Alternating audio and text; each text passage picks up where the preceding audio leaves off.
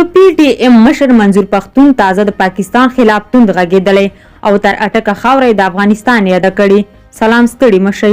د پښتون ژغورنې غورځنګ مشر منظور احمد پښتین په خپلو تازه څرګندونو کې ویلي چې ډیورنډ فرضي کرښه ده او د زور له لارې رامنځته شوې ده. د هغه په باور د دغې کرښې ټول تاوان د پښتون او افغان وجود ته دی. ګټه یې د پښتنو او افغانانو دښمنانو ته رسي. هغه همداراز یادونه کړې ده چې د لر وطن استقامت د بر وطن د استحکام لپاره اړین او مهم دی. نوموړي داسې مهال دا څرګندونې کوي چې د وروستیو کې د ډیورنډ فرضي کرښه په اړه د طالب او پاکستاني چارواکو ترمنځ څرګندونو زور اخیستی دی. له ملتیا مو نړۍ مننه. ښه وخت ولرئ.